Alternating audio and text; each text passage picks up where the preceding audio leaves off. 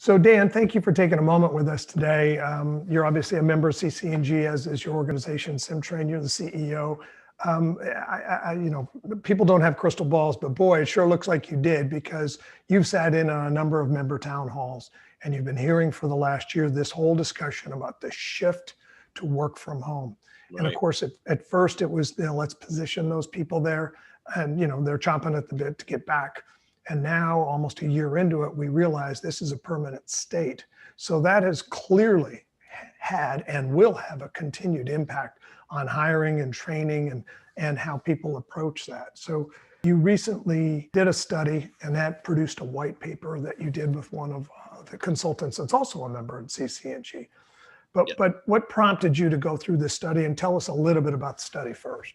Yeah, so it was basically a study for folks running contact centers and really running learning and development to see what they're dealing with, right, and with remote work and what impacts that have had on them.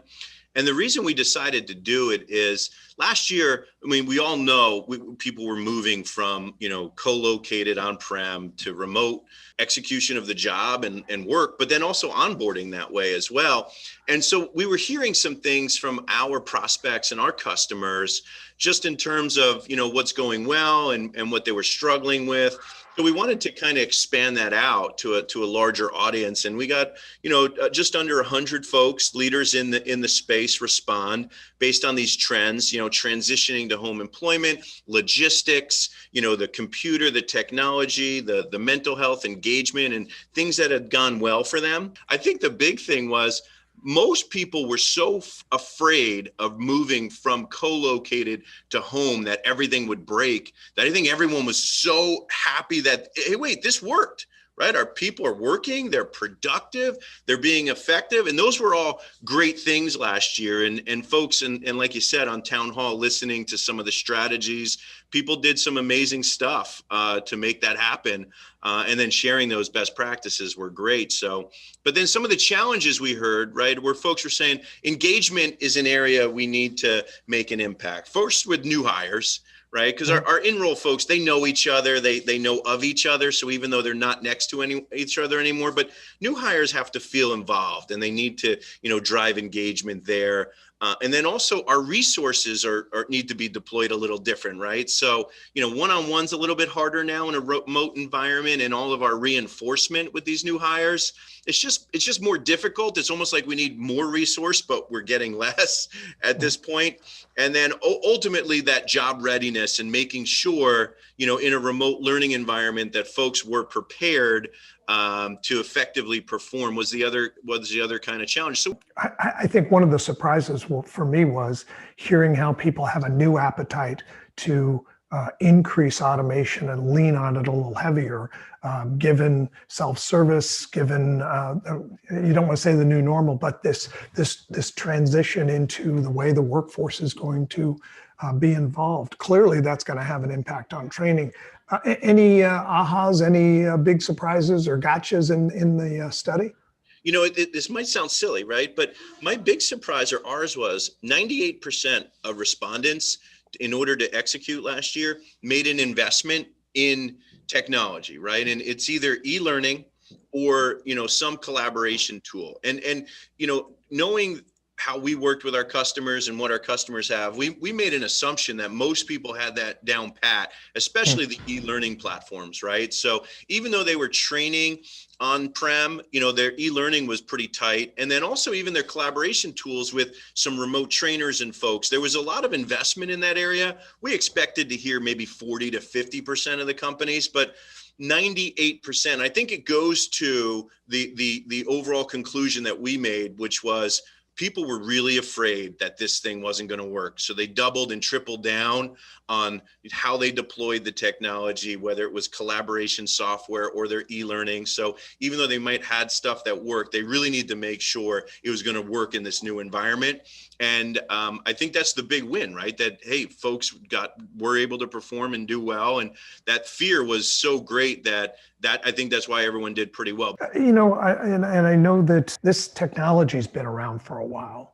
And I think the appetite is, as you just said, is increased rapidly now. Tell us a little bit about how this is different than sitting one-on-one. Let's just make the assumption we will no longer have the ability to do one-on-one, sitting down side by side. If this is the new process, how is it different? Yeah, I think, and when you're saying this technology, you're not talking about collaboration or e-learning. You're talking about like simulation-based training. Yes. And automating the performance. Here's the big difference, right? If you think about one-on-one, human to human is great. You never get rid of that, right? Because it's humans learning from humans. It's really important. First is, how do you do your one-on-ones? So are you doing them in, or how you doing your role plays or your exercises, right? Are they actually one-on-ones or are they group sessions, right? And so the first thing you're going to do is save a lot of time, right? By, removing half of the resource, or in some cases, a much larger percentage. So we have folks who are cutting their time on their resource down by half, or even some that are getting 10 or 20x the time return, because they're not doing as many roundtables or as many group sessions and round robins and those exercises that take a while. So that's one. And then the second is who, right? So are you taking your best people, or are you doing peer-to-peer? Right. And so when you think about it, with your best people, you can leave them in role longer, because now you're interacting with software and a computer, and you're also getting consistent feedback. So you don't have to take as much time teaching all your best people how to give feedback and making sure that feedback's consistent. Because sometimes that's a big problem for a new hire. It's like, hey, David told me to do this and Dan told me to do that, but you and me are telling them the same thing. It just doesn't sound the same to them. So the lack of consistency, or the actual drive of consistency with technology, helps a lot, as well as putting your best resources back on the floor, and then also giving the learners an opportunity to run through those exercises so they can build confidence, so they can feel really good about what they're doing. Consistency is the name of the game, and you get to consistency by repetition. What has been the resistance or obstacle to simulation-based training versus the way we've been doing things? The way we've been doing things, right? So change is always a hurdle. And really, like I said, you're not going to remove human to human, right? And knowing that people are dynamic, and even the stuff that our employees in the contact center engage in are very dynamic conversations. So oftentimes folks are afraid, hey, how do I recreate those scenarios in a simulated environment, right? And so being able to have branching and dynamic flows is very helpful there. Time to look for that change, right? And there's a tailwind behind this movement, right? So as you said before, we probably saw deeper into the future. The truth is, we just had the problem way sooner than everyone else, maybe because we weren't as good at some of the conventional training methods. So our folks weren't learning fast enough. So we moved to simulation years ago, and then brought it to market because we were having such great results. Change, doing something new. And now that folks are looking for something, how do I perform better? How do I do more repetition with less resource? How do I give people these environments that they can learn comfortably in, and not have that Hawthorne effect of people looking over them and observation, and give them that chance to, what we call, fail fast, but learn faster?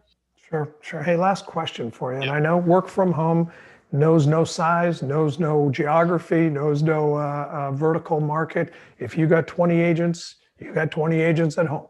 If you got 2,000 agents, you got some mix probably. Is there a point where it really doesn't make sense to get into simulated training because you're too small or you're too large, or some factor in the application of the contact center or what they're trying to support?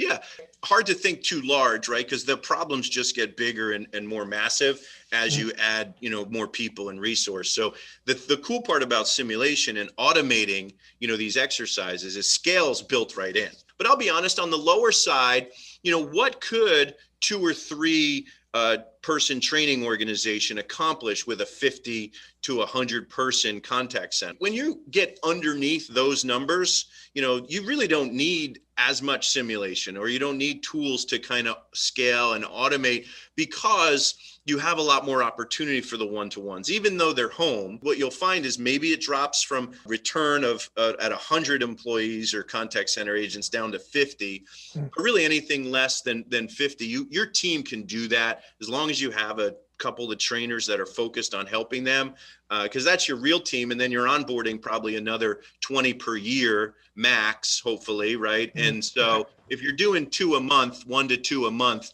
you have a lot more time for that 1-to-1. But it's when you're getting to 5, 10, 20, and then hundreds a month is when, scale and automation's really, going to be required.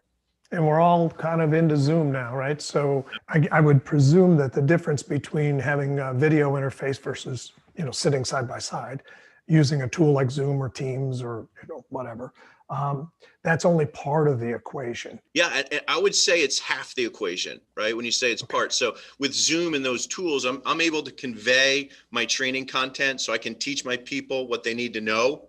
But now I got to get to how they need to perform, right? Which is the other half. And that's why having automation with certain tools and giving them the repetition of exercises is going to help people get better. It's going to help them get better faster. So that's the second half, right? Now we got to the knowledge. Now I got to apply that knowledge and perform better in my job. And that's probably the ROI. I mean, a big part of the ROI, I would assume, performance. Yeah.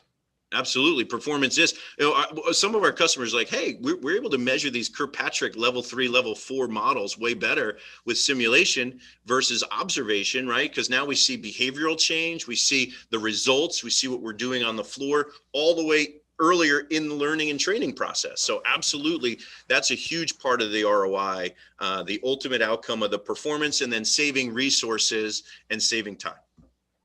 Well, again, you've educated me. You continue to help our members, and we look forward to continue to do stuff with you and with your team to help educate the members and bring them along and answer questions and be there as a thought leader and a subject matter expert. So thanks for taking time with us today. Likewise, we learned so much from CCNG members. It's awesome just about the market and the amazing things that they're doing today and continue to do. We love being part of it for that alone. Just learning and getting to network and know people, what they're doing has been huge for us. So thanks, David.